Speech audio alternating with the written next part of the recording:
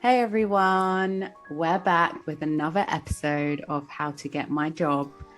We sit down with amazing people within the design and product industry and ask them how their careers started, evolved, and what advice they have for those coming after them. Joining us today is Ashley Thomas, a learning experience designer at Google. Hi Ashley, how are you doing? Hey Danielle, I'm doing well. I'm here in Arizona, here for holiday, and whew, it's hot. It's hot. I'm very hot right now, but Nice, really fun. nice. Your experience and your career journey is super interesting. You started off in higher education and then transitioned into being a learning experience designer. And a lot of people will know what a learning experience designer is, and a lot of people don't. So, what would be good today is to just get to know a bit more about you, your experience and journey. So, I'm just going to jump into it with the first question. What is a learning experience designer? Great question. I get asked that very often. So, a learning experience designer, essentially, we design learning experiences using cognitive science, neuroscience, learning theories. And then we mix that. It has multiple disciplines of interaction design, UX design. And essentially, we craft learning experiences such as podcasts, e-learnings, videos, um, in-person training, virtual instructor-led training, to really figure out how do we change behavior? What exactly are we trying to solve for behaviors? So oftentimes as a learning experience designer, we do a lot of product training, for software. We do sales training, sales enablement. We essentially empower sales folks to understand the product or understand what they're selling. Also in the space of learning and development, there's interpersonal skills, leadership skills. Onboarding is a really big deal for learning experience. So it's any time that essentially in the corporate education space or higher education space, you're trying to teach something and you're trying to craft a curated, it's steeped in UX principles, with research, analysis, design, development, and evaluating how effective the program was.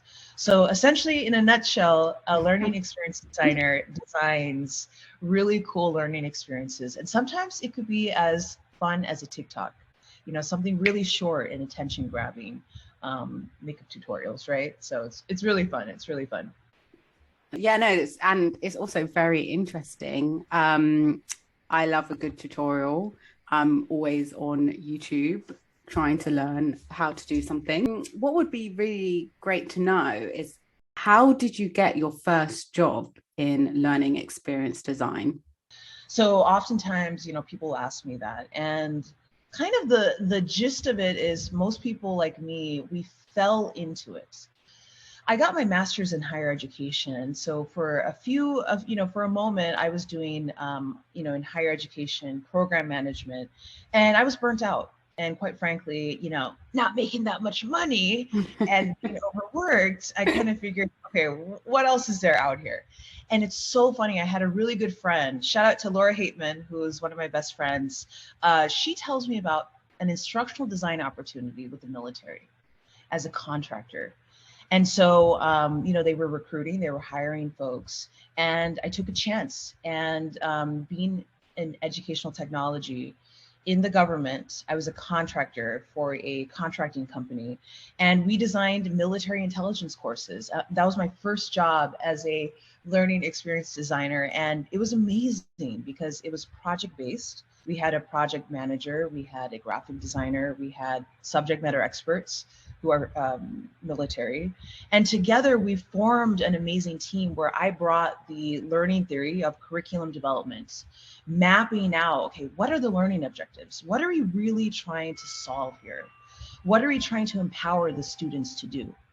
Okay, let's do an e-learning. Oftentimes with modalities, that's what we call a modality is essentially the learning experience. So it's a podcast, it's video based, it's e-learning based, or it's a, conversation.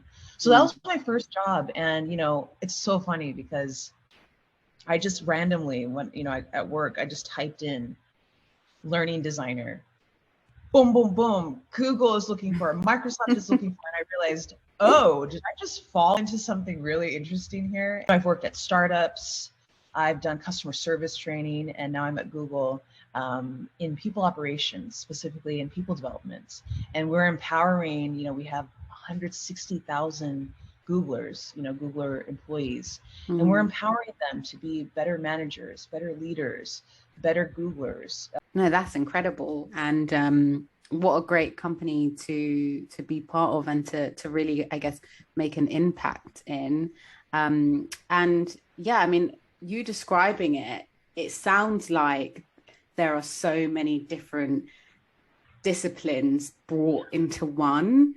Sounds like you have to wear many hats, and sounds like you're very, very talented.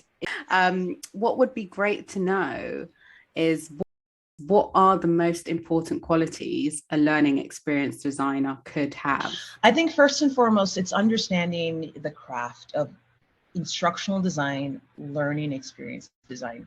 I received a certification in instructional design from University of Arizona. And that really helped ground me in learning theories, in design. What is good design? What is good UI, UX? As well as game theory, with gamification, and, what is the psychology that we can create incentives and create, badges and, different incentives to motivate the learner. But I would say in terms of characteristics and qualities, definitely dealing with ambiguity, being able to, you have an idea of what you're trying to solve, but going with the flow, because oftentimes the business or the content or the SMEs will change. And so it's really being able to be grounded in, okay, we'll go with the flow. Oftentimes as a designer, I've learned prototypes, options are very important, because when you meet with your stakeholder or your subject matter expert, things may change. So you don't want to invest so much time and energy in making one thing when, it's working smart, not hard, quite frankly, the 80-20 rule. Another thing I would say is, being very passionate about, it's not even a passion, it's understanding inclusive design and accessibility, and using that and creating that for everyone. Because think about this, as a designer, we all have unconscious bias. And so oftentimes when I'm creating a scenario, for example, if I say, your manager, he, why am I assuming within my unconscious bias, it's a male manager, a white male manager, for example.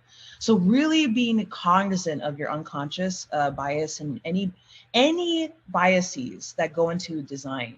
You can get started on that, but really understanding accessibility, with WCAG, understanding content accessibility, it's so important. It's so critical.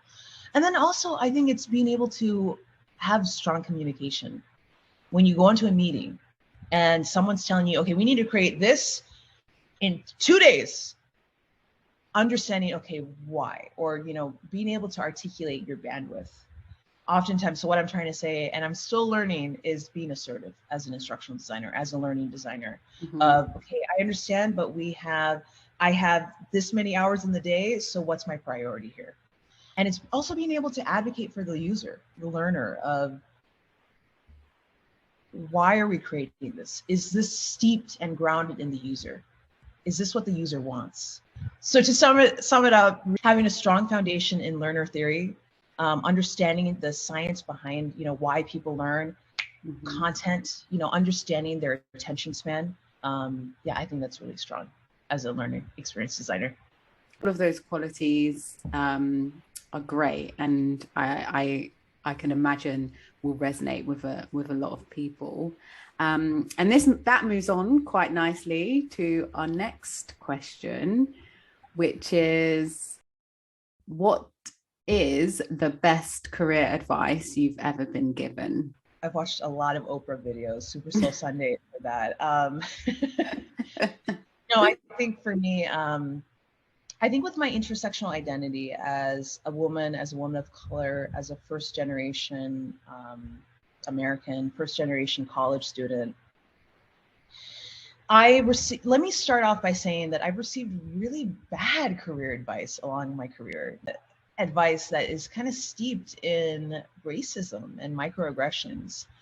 I remember I received a career development advice of don't talk like a valley girl and don't be so friendly that all the boys are coming to your cubicle. Literally, a manager told me that. Wow. And it's one of those things where it's more about them than me and a little bit of projection. So I think being able to navigate what's good career development that is pure and has the best of intentions and isn't steeped in microaggressions, I think is really cognizant. But to answer the question, I think the best career advice I've gotten is, it's you, baby. You own your career. There's no one else that's going to advocate as much as you can. So being able to advocate for yourself and owning your career is so important. That's something that I've realized. I think the best career advice I've been given is, just really mapping out your work-life balance and having empathy for yourself. No, I love that. I think we all need to be reminded of that sometimes daily. I mean, Ashley, I could talk to you for hours. I could talk to you at length about what you do and your experience. But I need to let you go and enjoy your holiday. So thank you so much for coming onto the show and being a guest. Absolutely. Thank you so much, Danielle. And I'm more than happy to reach out, to talk to anyone who wants to become, instructional designer, learning experience designer. Follow me here. Well, until next time, take care. Take care. See you soon.